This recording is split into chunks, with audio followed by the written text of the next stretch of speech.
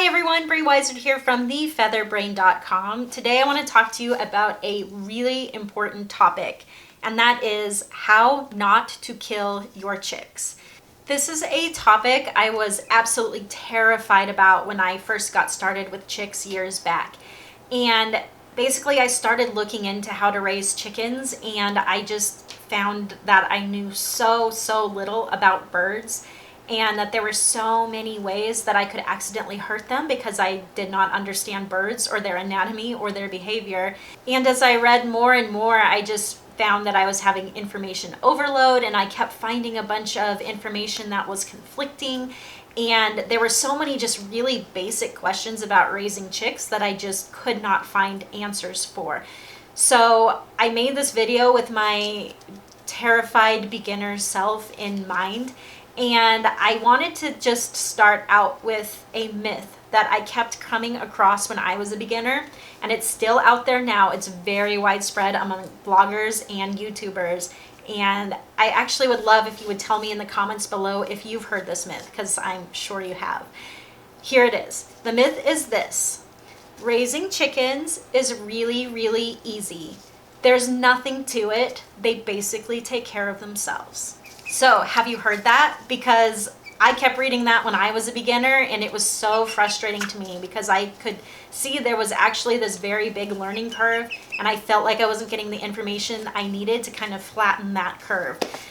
So today in this video, I want to cover the 13 most common ways that you can kill your chicks. And in the process of this, you're going to learn so much about how to raise chicks. And I think it's going to really eliminate a lot of those fears you have, and you're going to feel so much more confident in raising your own chicks. Hello, just popping in here for about 2 seconds, and then I'll get right back to the video. I just wanted to let you know that if you are a beginner, you are new to chicks, and you're feeling overwhelmed, you are watching the right video. And you'll learn a lot from this video, but if you need even more help, then check out my online video course called Mama Hen's Guide to Raising Spoiled Rotten Chicks, where you will learn everything you need to know to get started. The course teaches you step by step what you need to know before you get chicks and when you first get chicks, and basically just every little thing that you need to do. And it's based on the most modern science and also on the philosophy that we should raise our chicks in the kindest possible way. So if you're interested in learning more about that, check out the link below this video. And real quick before we get started, if you're curious where I'm coming to you from, this is my chick brooder. It's a camping tent, and I'll talk a little bit more about it later in the video. But I am here with my 4 chicks from my latest brood. They are almost 7 weeks old, so they are ready to move to the coop. This is the last video I'll be making with them in here, which is kind of sad. They grow so fast. You think kids grow fast, just wait till you get chicks. But if you see them walking around, that's kind of the backstory. All right, so number 1, the first way that you can accidentally kill your chicks, that is by not vaccinating them for Marek's disease. So Marek's disease is a virus, and it is everywhere. So I'm going to share with you this quote from Gail Damerow. Gail Damerow is a really well-known chicken expert. She's written a million books, and I recommend every single one of them. But she says about Marek's disease, "It is so common that you can safely assume your chickens have the virus even if they don't show any signs of infection." So the virus is everywhere, and you're thinking, well, if they don't show signs of infection, why does it matter? Well, because different birds are susceptible to Marek's disease in different ways, different strains, different breeds, different individuals, and there are different strains of the virus, and some of them are really deadly. And so you just don't know how your birds are going to respond to the virus in your area. I do want to point out a few breeds where you definitely have to get the vaccination because they are so susceptible, and those are bearded Danvers, bearded Diuckles, Silkies, Barnevelders, and then some strains of Polish are also very susceptible. Oh, and Seabrights. Seabrights are super susceptible to Marek's disease. So if you get any of those breeds, get them vaccinated. And if you don't get those breeds, get them vaccinated. There's a quote from Mike Petrick, also known as Mike the Chicken Vet, and I'm going to share it with you because I think it just hits the nail right on the head. Dr. Mike Petrick says, There are two types of chickens: those that have been vaccinated for Marek's disease, or those that should have been vaccinated for Marek's disease. And the reason Dr. Petrick says that is not just because the virus is common, but it's because if your birds do end up with the disease, it's really, really ugly. It's a bad, bad way to go. So they can commonly go blind. They have some really serious paralysis. It's a cancerous disease, so in their bodies, they just get tumors everywhere. If you ever do a necropsy on a bird with Marek's, you know that they really, really suffered. It's just a horrible, horrible disease. And to get them vaccinated, it's so easy because the hatchery does it for you, and most hatcheries do offer the vaccine. And they'll vaccinate either in the egg itself before it hatches, or they'll vaccinate shortly after the birds hatch.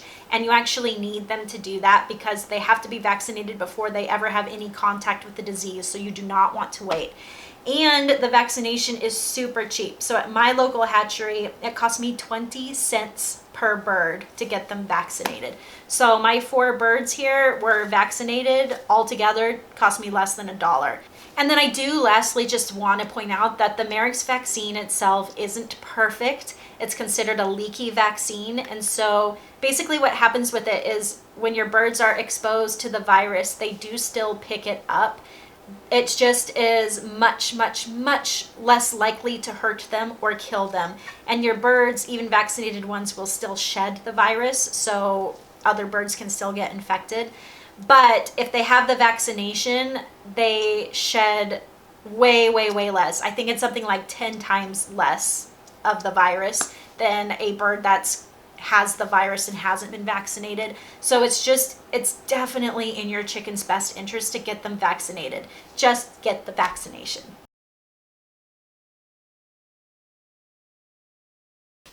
Number 2, the second way that you can easily kill your chicks is by heating them to death. So I'm sure you're familiar with these numbers if you've done any research on raising chicks at all. It goes like this. Start your chicks off at 90 to 95 degrees for their first week of life. Then lower the temperature 5 degrees every week until you hit about 70 degrees, or the ambient temperature in the room if that happens to be warmer than 70 degrees. These numbers are the rule of thumb that you will find everywhere. You'll find them in all the blog posts. You'll find them in books. The problem is they're really misleading. So the numbers refer only to the very hottest part of your brooding space. They do not refer to the entire brooding space. And these numbers are actually only helpful if you're using a heat lamp. They are not helpful at all if you're using a brooding plate like, oh, they think I'm tapping for them to come over. They're not helpful at all if you use a brooding plate like I do. So if you are using a heat lamp, then you want the space under the heat lamp to be 90 to 95 degrees that first week, and then you'd raise the heat lamp to cool it as it goes on. But the other space outside of that area, you do not want it that hot. And if you have it that hot, you're going to lose chicks. I just recently got an email from one of my blog readers, and she was telling me how she brooded her chicks in her bathroom, which seemed like a good idea because it had lots of space. She put a heat lamp in there and it heated up the whole bathroom to high temperatures, and she ended up having a lot of her chicks die. You got to just be really, really careful with this. So if you're wondering what should the rest of the brooding space be, well, I like to start my brooding space out at 75 degrees. I actually use a space heater. It's over in the corner, and I just set it to 75 degrees. And that's really ideal for chicks. So if they come out from their brooding plate, they've got this temperature that's still warm-ish for them. They'll get cold if they're out there too long, but it's definitely cool enough if they overheat that will cool them off. They will not die. You can have it even colder. You could go down to maybe 60. You could probably go lower than that. A lot of people do, but the lower you have it, the less active your chicks are going to be. So that means the less chance they have to eat and drink. And when they're really young, they need to eat and drink a lot, especially if they've been shipped. And so that's why I recommend having your room temperature 70, 75 degrees. I like 75 degrees better, but you don't want it too hot. You really can kill your chicks with it too hot. So I use the brooder plate. It's way safer than a heat lamp. It's much more natural for them, and they love it. And so if you do use a brooder plate, you just want to set it low enough that your chicks, when they get under it, their backs can touch the brooder plate. You don't have to worry about temperature. It's just one temperature. You plug it in. And so I'm just going to show you with this one. Right now it's at the highest because I just use it for a step up for them to get on their roosting bar here, because my chicks are roosting at this age. But when it was at its lowest, I'll show a close-up of this, but it was at its lowest. I had it so it was tilted, which I also love, this setup. Pippa, you're not making this easy. All right, so that's not in all the way, but by having it, whoops, so they're offset, I'm going to put this back up. Having it so they're offset, the chicks can pick how warm they want it to be. And some will go at the very lowest part, and some will prefer the heating plate a little higher, where the temperature is a little bit lower.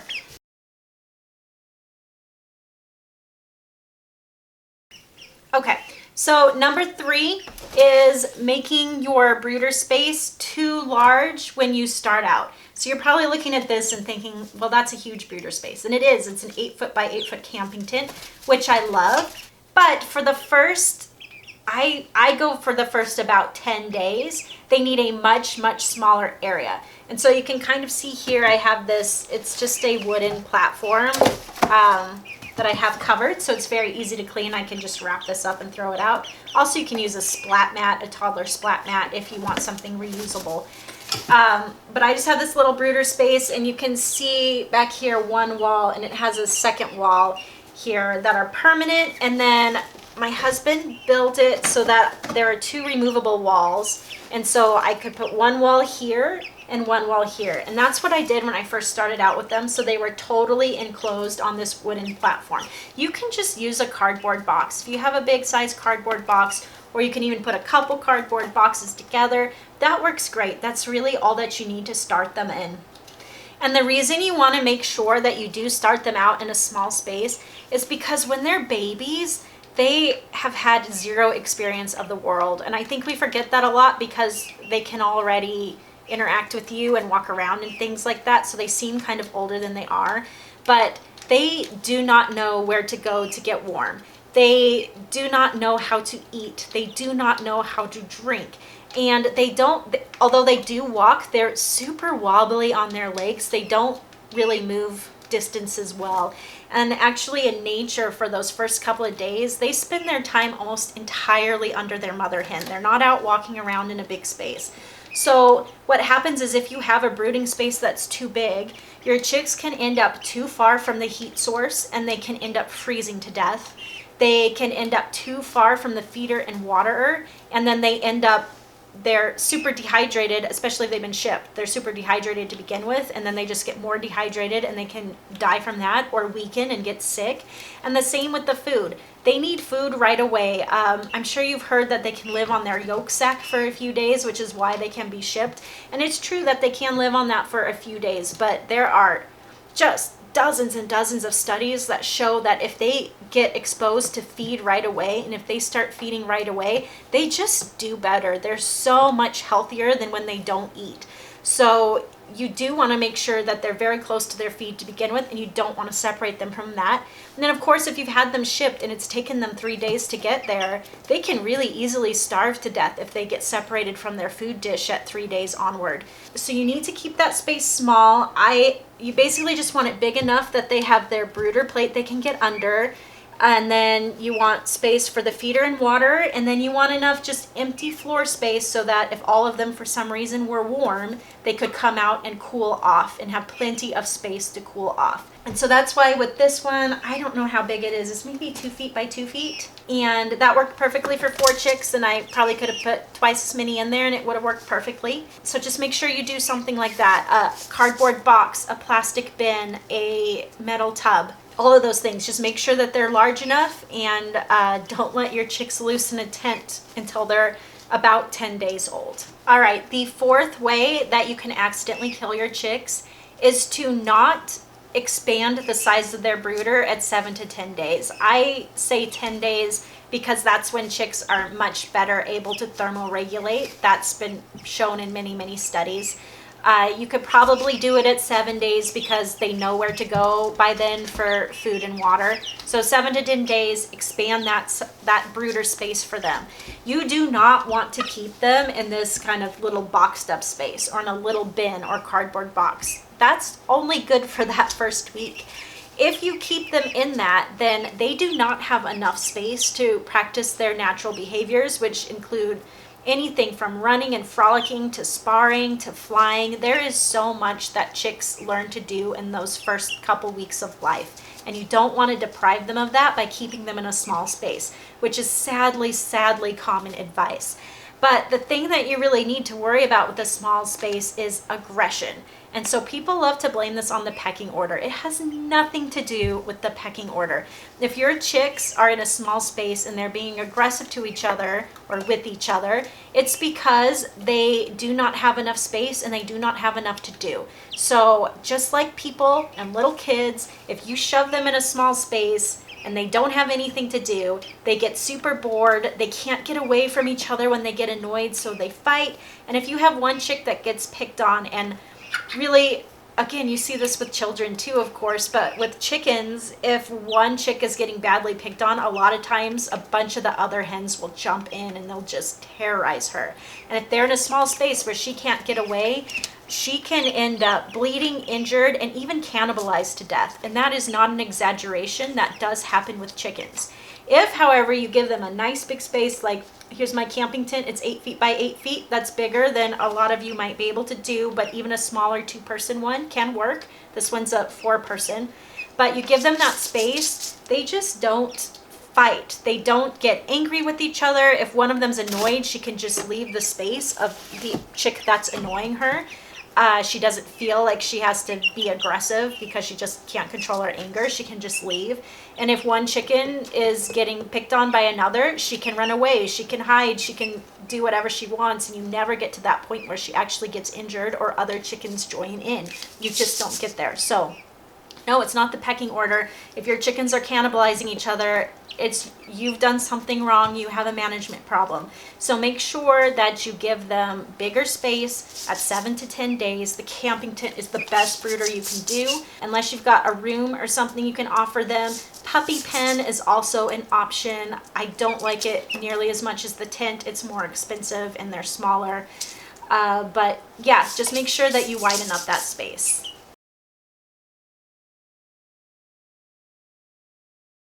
All right, number 5 is having drowning hazards in your coop. And I know that sounds really weird, but this is a huge beginner mistake. So there are 2 different ways you can have drowning hazards. One is by having an inappropriate waterer. The other is by having your waterer in an inappropriate location. So let's talk about the first one. Poppy's over here demonstrating how to drink for us. This is the water that I've used with my chicks, and also this smaller one. These are chick waters, and so they're much smaller than most others that you'd find. This one works great for standard size chicks, and I'll link to these below if you guys want to see these ones, but you can find similar waters in most places that sell chick supplies. This one, it works great for standard size chicks.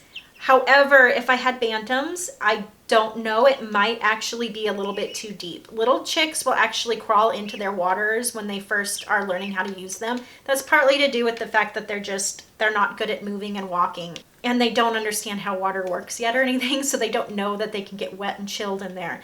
So if I had bantams, especially really tiny bantams like Seramas or Sea Brights, this one might still be too big. I don't really know. But when in doubt, you just take some marbles and make sure they're clean. I cleaned these, disinfected them with vinegar, and you can just put marbles in your waterer and basically fill it up and just make sure that there's still enough water above them, that it's deep enough that your chicks can drink.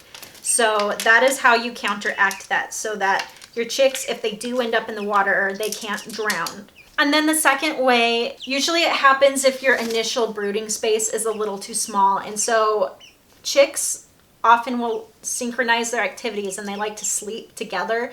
And so if you have your waterer too close to the brooder plate, Or if this is just not quite enough space for them, when the chicks are all spread out sleeping, some of them end up sleeping against the waterer or even in the waterer, and their face can get in there and they can drown while they're trying to sleep. And I know that sounds weird, but this is something that actually happens. So you want to make sure that there's some space. Doesn't have to be a lot, but when I was brooding them, I put this at the back of the platform, and then I put their water over here, and that's plenty of space that they're not going to accidentally fall asleep in it.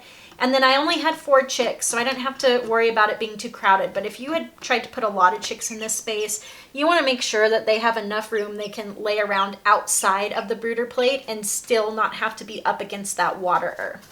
So those are the 2 ways that you can accidentally drown your chicks. All right, the 6th way you may accidentally kill your chicks is by having smothering hazards in your brooder. So there are a few ways this can happen. If you are starting them off in a square space, like I started mine off in a square space, or if you use a cardboard box, they can get cold and pile in the corners and actually smother that way. So I was not concerned about that here. This is a small space. They had the nice brooder plate, and I spent so much time with them their first few days. So if there had been any problems at all, I would have caught them. But if you have a bit of usually this would happen in a larger brooding area where the chicks get a bit away from the heat source and then they end up smothering in a corner. So you can prevent that by the smaller brooder area, or instead of having corners, use a round brooder guard. So you can even take a cardboard box and kind of take it apart and then tape it together so it's just a round brooding guard. And then you can just put, a pad or a paper towel as the bedding to start out underneath rather than the box. I would cover the box anyway if you put them in a cardboard box, just because the poop will ruin that cardboard box really fast. So I'd still put a layer, something like this, or paper towel on it. We'll talk more about that here soon. But you could use that round guard, and then there are no corners for any to end up kind of stuck underneath the pile. It's much less of a hazard that way. And then the other thing that can cause smothering is, and it doesn't matter how small your initial setup is, it doesn't matter how warm your brooding plate or your heat lamp is, if there's a draft at chick level, that can make them way, way too cold. So that can just make it so that heating source is just not serving its purpose, and they can get cold, and then they can end up going in a corner to try to get warm together and smothering. So very easy to eliminate these smothering possibilities. No drafts at chick level. Be careful of the size of your brooder, and then if there is a concern for smothering, make sure you use the round brooder guard rather than having square corners. Number 7, and this one is super common, so listen up, you don't want to make this mistake. And that mistake is assuming that your chicks can learn to feed and drink on their own without your help. So people make this mistake all the time because chicks are precocial, and so they are born able to stand up and walk around very young, to walk, to talk, and people think that means they must also know how to feed and drink, but they don't. In nature, the mother hen teaches them how to feed and drink. And so she does that through sounds called tidbitting. And then she does that through the very vigorous action of her head and her beak pecking. And the third thing that helps them is called social facilitation. And that's that chicks like to synchronize their activities, and they're very, very social. And so if they see other chicks eating and drinking, they want to join in. That's an impulse that they have. So as a human, how do you teach them how to eat and drink? Well, first you want them drinking, especially if they've been shipped. And that's because they're going to be super dehydrated. And if you can get them drinking and get some water in there first, that's going to help their digestive processes start working a lot better than if you give them feed. They can kind of get stuffed up with feed. And we'll talk about something called pasty butt here very soon. But one of the things you want to do to try to avoid that condition, which can be deadly, is to get them drinking first. And so there are a few things you can do. I'm just going to tell you the easiest, most common ones so we're not here forever. But what most people do is when they first get their chicks, you take the first chick out of the box, you pick it up holding its wings down, so its little head sticking out here, and then you have your waterer, you put it up here on your platform or wherever, and then you just tilt them in until their little beak ends up in the water. You don't want it too deep. You don't want it on their nares, which are further up, but just that little tip of the beak. And you wait till they just kind of move their mouth a little, which they do pretty much automatically. And then that way they get that little taste of water, and now they just have an idea of what it is. And you do that with every chick. And then you'd wait or check in every 5 or 10 minutes to see if anybody's drinking. And then if somebody's drinking, the other ones should be joining in. I recommend you sit with your chicks as long as possible when you first get them. That's one reason I like the removable walls on this setup, was because I could just remove them and interact with my chicks and, you know, make sure they didn't end up on the other side of the brooder or anything. But you can do that with a cardboard box too. You would just take one side of the box and cut it and fold it down so you could interact, and then you could tape it back up. But you do just want to make sure that they're all drinking really well within 30 minutes to an hour. And then after they're all drinking well, and you can wait a couple of hours if you just want to be super careful, but after they're all drinking well, you could put their feeder in, and then you want to teach them how to feed. If they don't really seem to be that attracted to their water, and really I recommend you do this anyway, is that after they kind of get settled in there for a few minutes, is you just start tapping. And a lot of times that will get your chicks interested and they'll come check out the water. Okay, and so when you teach them to feed, what you want to do, you want to put their feeder in, and then you also want to take some of their feed and you want to spread it around either on the floor of their brooder area. Look how they did that. I was going to show you, I'll show you that again. But you want to put it on the floor, or, you know, a paper plate, the lid of a shoe box, or other things you can use. But I just recommend just kind of scattering out a whole bunch on the floor. And if you have one of these heated mats, and I'll link to this below because this is one of the best purchases I've ever made for several reasons that are kind of outside the scope of this video. But the first one being is that it's so easy to teach them how to feed on it. And so what you do is you spread it around, and I'll do a little demonstration here to show this even works with older chicks. You spread it around, and then you want to imitate the mother hen with this dramatic movement. Whoop. See how she jumped to that?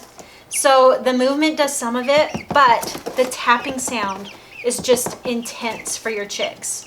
So they want to go where you're tapping, and there are actually studies done where they just tap, and the chicks, just like you've seen here, they just go straight to it. And so if you're tapping that with their feet, it's just an excellent way to teach them, because even if you play, I mean, in some of the studies, they have kind of tapping sounds in the background and this kind of stuff, or they're just tapping a pencil, and the chicks just go nuts. So the reason I like to do that on the heat mat is because it taps really loud. It taps louder than if I try to do it on a softer substrate. But also, with your day-old chicks, they're cold. So to be able to have them eating on a heat mat, it just solves that extra problem of, like, now they can eat because they're not as cold. They have this wonderful source of heat that comes up from where they're eating. The other thing that's great about chicks with this heat mat is that when they start feeding on there, you can hear them. As they're feeding, because this mat is so hard, it makes the tapping sound. And so that just keeps reinforcing that they eat. And so the other chicks are attracted to the tapping sound that now they're making. And then, of course, I told you about the social facilitation effect. So you don't just have the tapping, but now you have everybody wanting to do the same thing. And it's just such a wonderful setup. So that's how you do that. You definitely want to make sure you get your chicks drinking as fast as possible. And then once they're drinking, you want them eating. And the longer they have gone from hatch to when you get them, the more important this is. Although really, the best thing for chicks is if they have feed in their incubator so they can start eating as soon as they hatch. And I know that sounds strange, but there have been many, many studies done that show that those chicks just do so much better. So you do just kind of want to ignore that myth of like, oh, they're just fine. They live off of their egg sac for their first 3 days. They can, and they do get nutrients from that, but that's not what's best for them. What's best for them is feed and water as soon as possible. And now we're at number 8, the 8th way that you can accidentally kill your chick very easily. And that is by, are you up there again? That is by exposing their bedding too early. I kind of alluded to this a bit earlier. I started them out on this kind of pad, which it's similar to a puppy pad, except it's made for humans, and I can't remember exactly what it's called, but I'll link to it below. I don't use puppy pads because I just couldn't find any that didn't have the attractors and the pheromones and things on them. And those might be okay for chicks, but I just don't know. But you can use rubber shelf lining. Another really good one is the toddler or baby splat mats. I have one that I've used, and I actually started out upside down because the bottom side of it has more traction, it's less slick, and that's really important. You don't want them on anything slick, so you wouldn't want to lay out newspaper or something because their legs can slide apart on that, and they can get splayed leg, or they can have joints popping out. Just terrible stuff. You definitely need something that has traction on it. You also I'm gonna let her sit there for a minute, but then she's coming down. You also can use just towels if you want to. You just have to wash them. Some of these others you can just toss out. So any of those you can use. And you want to cover the bedding for at least the first few days, and I recommend covering it for the first 7 days. The reason for that is that chicks, as I said, they need to learn to eat. And when they're really, really young, their kind of taste and nutrition system hasn't clocked in yet, and so they don't get the kind of feedback from taste that older birds do. And that means that they'll just indiscriminately eat anything that's in front of them. So in nature, the mother hen tidbits to tell them what to eat, and if they're eating something inappropriate, she will tidbit really loud to get them away from that to come over to what she's doing.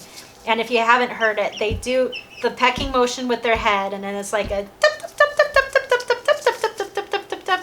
yeah, see, it worked on Mad. She's coming over. Yep, and Pip is coming over here. And so you could see if one of them was eating bedding, she would call them away from that. But if they're left on their own, then they don't know to come away from that. And they do not even recognize that food tastes better than bedding does. And so what happens if you expose them too early, they fill up on that bedding. And that means that they can starve to death. That actually happens because they've filled up on bedding and not feed or water. And it also means that they can get impacted, which is just horrible. There are a few things you can try, but 99.99% of the time, if your chick is impacted, she's going to die.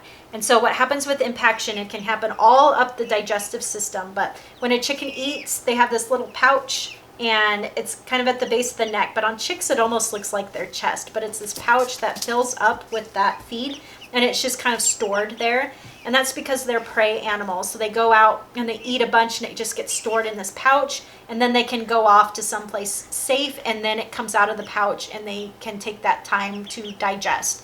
And so if that crop gets impacted with bedding, and so basically it means that the bedding, which especially if you're using something like over here, I've got chopped straw, this stuff that can really block that entrance from the crop into the proventriculus, or the chicken version of a stomach. And so it makes it so just feed can't pass through. But also that proventriculus itself can get stuffed with bedding. The gizzard can get stuffed with bedding. That's the next thing. And then you have the intestines. Any one of those can just get blocked up with bedding. And this has happened a lot in commercial systems. And so they'll do necropsies on these little birds that are dying, and they're just stuffed with bedding. And I've even seen some where the intestines split open and the bedding comes out into their cavity because they've just eaten so much of it. But yeah, your chicks will die that way. And once they get impacted, it's very, very hard to get that stuff moving. And most likely you won't be able to get it moving. So cover that bedding up. I recommend 7 days because that gives them plenty of time to learn what is food. The only thing they're capable of eating in my little brooder was feed. That's all they could eat. And it's about 4 or 5 days that nutritive reward system kicks in, where they suddenly start realizing that food is good for them, and they will choose to eat food over sand grains, for example. And then it's around day 8 that they get just really, really good at recognizing food as different from substrates that may look similar. And so that's why I don't expose them to bedding until day 8, or I should say I don't expose them 100% to bedding until about day 8. I do about day I mean, you could do it at day 5 or so. I put in a little Tupperware with some bedding in it just so they can kind of get used to it, day 5 or 6. And before I do that, so day 4 or 5, I give them grit, which we'll talk about later in this video because it's also really important. So, clarify, use the pad for the first 7 days or at least 3 days, and then you can expose them to bedding. I like to expose them to Tupperware, we'll say around day 5 or 6, and only while I'm there to supervise. Mistake number 9 is not checking your chicks for pasty butt, also called sticky butt. Pasting up is another thing you'll hear, and in the scientific literature, it's referred to as pasted vent. Pasty butt is a super, super common condition in chicks, and it's especially common in shipped chicks. And basically what happens is the chickens have a vent on their rear end, and that's kind of the equivalent of their butt is the little chick vent. That's what they poop out of. And with pasty butt, they end up having these very goopy poops that stick to the little down feathers on their vent. And that as they continue pooping, that kind of builds up, and then it ends up actually blocking the vent. So it gets stuck on all those feathers and it blocks the vent so no more poop can come out. And then the chicks get just totally backed up, and then nothing's flowing through their system. They're not getting food, they're not getting water. They've got all this waste and toxins just kind of stuck in their body, and they will die within a day or 2 if you don't take care of it. So it's very, very easy to take care of. The way that I do it is that I pick up the chick and I take a sopping wet wash rag with lukewarm water, not too cold, not too hot, and then I just dab it on there, and you can hold it on there, kind of squeeze it on there, and I just kind of wait for that poop to slowly dissolve. And if it's been on there for a while, it can take quite a while for it to dissolve. If it's pretty fresh, it's just not that hard to do. It dissolves pretty quickly. You do want to ignore a lot of the advice you see on pasty butt. People will tell you to pull at it, and they'll say, oh, it might rip some feathers out, but that's no big deal. It's a huge deal. If you pull on it, you can actually rip the skin and rip the vent off of your chicks. I mean, you can cause major, major damage because their skin is really, really fragile. So you're not just accidentally pulling out a few feathers. You might, but you run the risk of really, really injuring them, and you could kill your chicks that way. And if you put them back in the brooder that way, they could get cannibalized because chicks will pick at bloody tissue. That's just a very normal thing for them. So do not pull on it. If you have a chick that gets pasty butt, it's not uncommon for that chick to continue having pasty butt, so keep that in mind. And it should stop after about 10 days, maybe 2 weeks, up to 2 weeks. It's just their digestive system is kind of kicking into gear, and their poops will get more normal after they've had some time to learn how to eat, and their stress level goes down and all of that stuff. So if you work when you have chicks, do make sure that you always check them before you go to work, after you come back from work, and before you go to bed. And if you are at home, check them way more frequently. The earlier you catch this condition, the better their chances. If you catch it super early, you're good. I caught it once. My chicks went to bed. They did not have pasty butt. The next morning, it's actually one of the chicks in here now, Madge. Madge had pasty butt, and she was really, really weak, and she did not want to come out from under the brooder, and her crop was still full, which it should empty overnight. They should have digested everything overnight. And so even in that time period overnight, that 8 hours or whatever it was, she got really, really weak. So this is a very serious condition. Make sure that you're constantly checking that your chicks don't have it. Number 10, the 10th way you can accidentally kill your chick, and that is accidental disembowelment. And yes, this is a really ugly one. So basically this is what it is. When your chicks are born, they have an umbilical cord, and it falls off just kind of like it would in a baby, except typically it falls off much earlier. Usually you don't see this umbilical cord. If it's there, it's kind of hidden in the down. However, sometimes you can see it, and people have made the mistake of thinking that it's poop or some kind of debris, and they try to pull it off, and it ends up opening up the chick. Closely related to this, the umbilical cord might be gone, but it's not uncommon for that navel area to be scabby, and so people think that the scab looks like poop or dried skin or something. I've had it on my chicks where it definitely looked like it might have been a little poopy, but it wasn't. It's just scab. And so they try to just kind of rub that off or scrub that off, and then they end up opening the chick a bit, and they bleed profusely. And even if they survive that, you've now possibly opened them up to a bacterial infection. Bacteria can get in them so easily. And so basically know where your chick's vent is. It's very high up.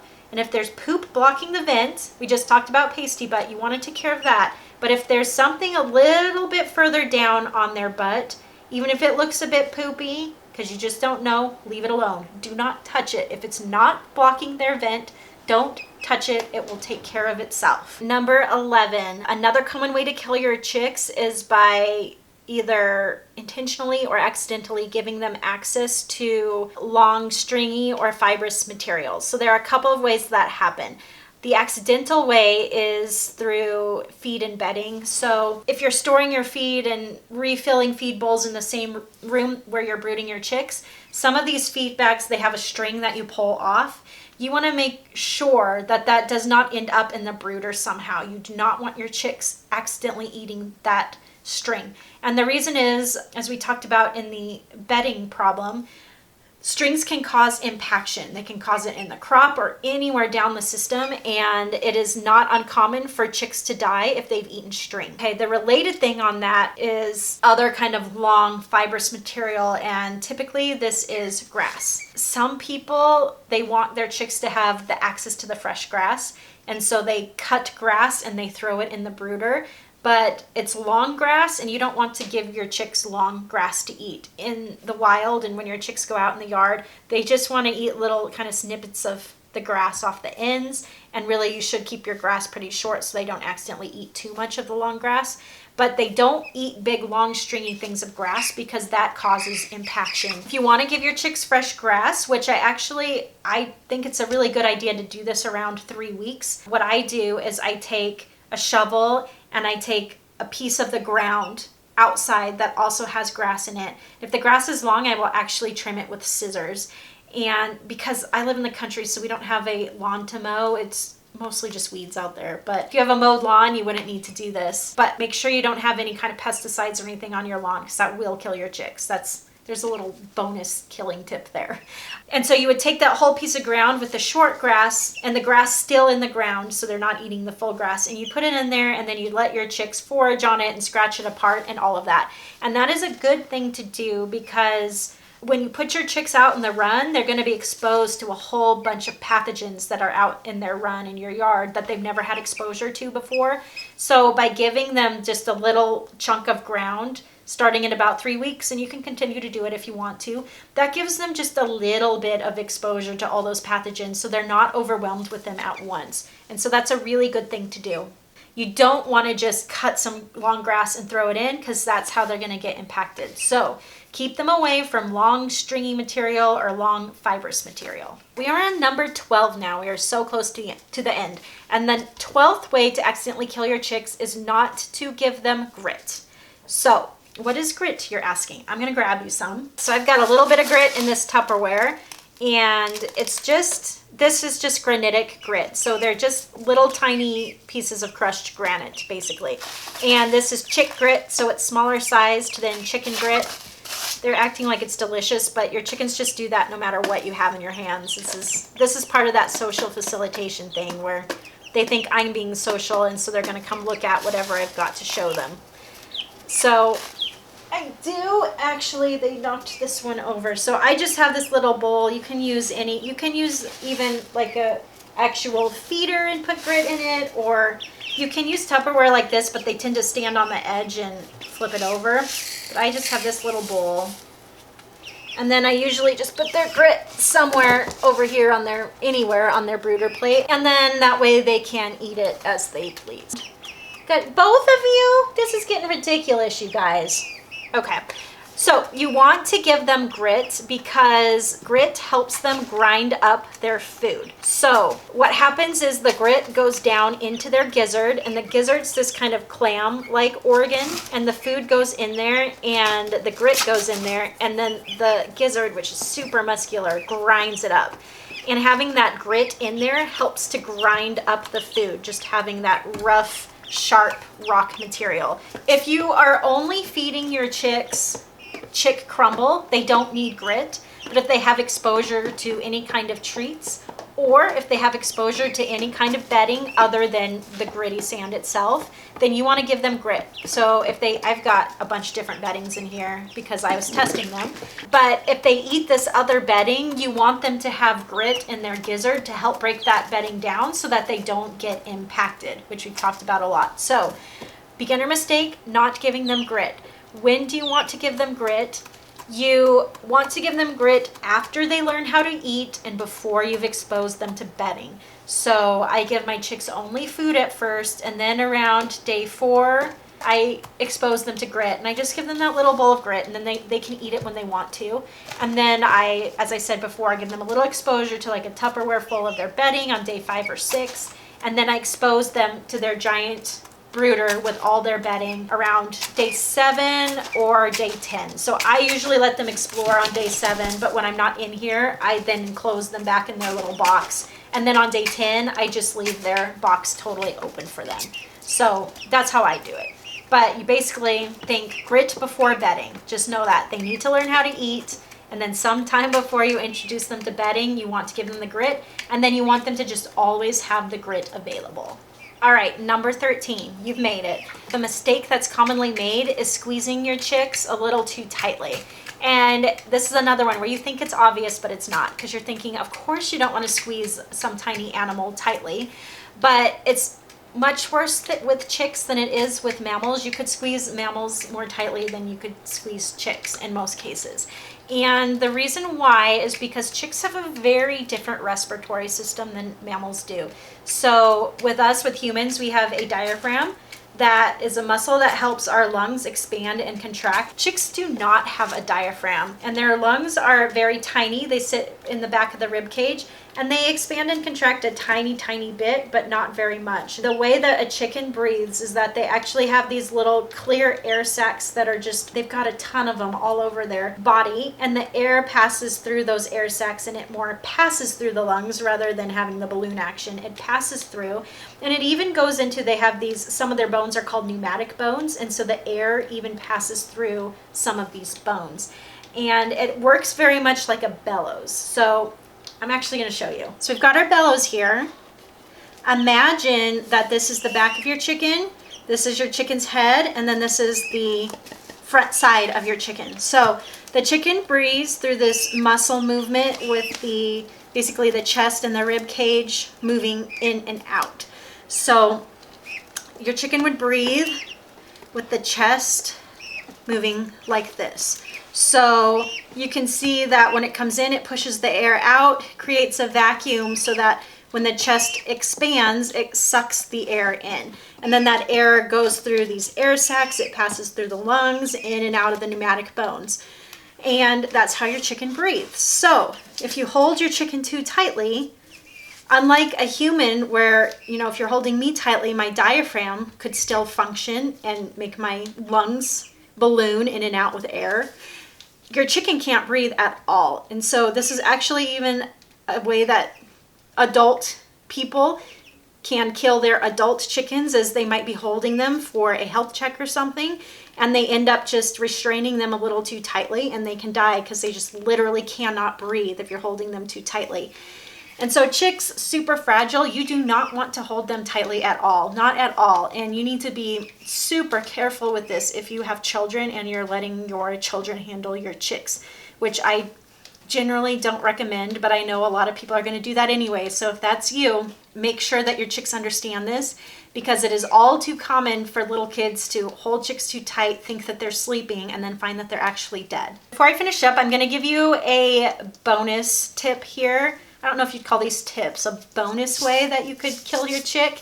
And I just want to bring it up. It's especially important if you have kids, because kids seem to really do this a lot. And that's that they'll put their chicks on their back. And the reason they do that is that the chick maybe doesn't like to be handled, and then the child will put the chick on the back and they'll stop struggling, or the child wants to hold it like a baby or something like that. But when you put them on their back, they tend to just stop struggling and they look very peaceful. So you'll see people just kind of petting their stomach, being like, oh, look how much they like it. But in truth, what's happened is that you've put them into tonic immobility. This is something that it can happen to non-prey species, but it happens to prey species a lot. Two things need to come together for this to happen. First, it has to be the containment. They have to be kind of trapped or held onto. And then it's an extreme level of fear. And those two things together will put them in tonic immobility.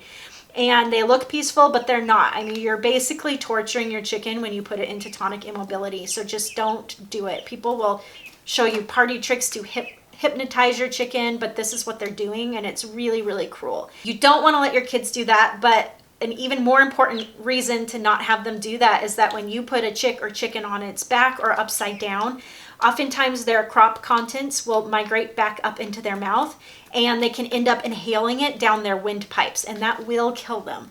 So I have come across just so many anecdotes of people trying to kind of lay their chickens down to do some kind of health procedure, and then that chicken ends up aspirating crop contents and dying, and it's just horrible. It's horrible for them, obviously, and it's traumatic for you. So don't put chicks on their back. It's not cute. It's not safe.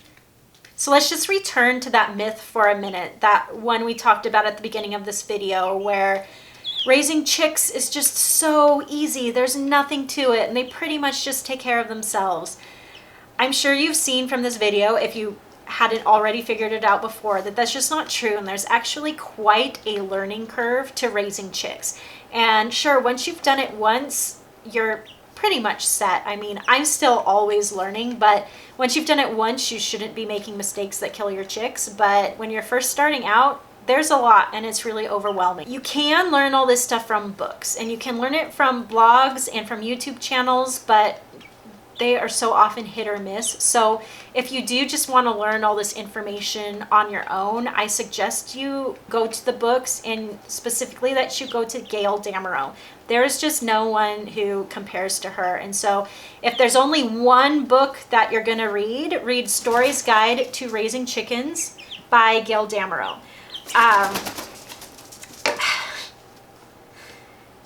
Of course, okay. It wouldn't be a video without Minnie on my head. And if you can read more than that, I also suggest that everyone, regardless of who you are, everyone just buys Gail Damerow's Chicken Health Handbook. But if you want to learn on your own, those are the best resources, and anything else by Gail Damerow if you're open to reading more. I do also want to introduce you to a course that I've produced. If you just want your hand held through this process and you want everything made really, really easy for you, I have this course that I am just so thrilled with, that I tried to make it so easy and so concise for the first-time chicken owner. And I don't just throw a bunch of information at you and hope that it'll stick.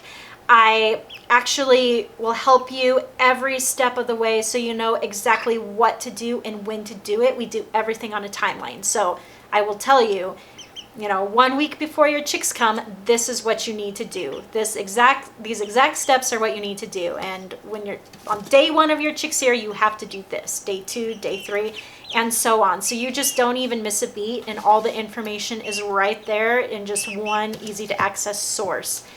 And this is a video course. It's a learn at your own pace course. They're all pre-recorded, so you can watch them whenever you want to watch them. You can re-watch them. You can watch them with your friends, just whatever you want. It's all there at your fingertips. So if that sounds like something that you're really interested in, then definitely check out my course. I will link to the details below. I wish you and your chicks the best of luck.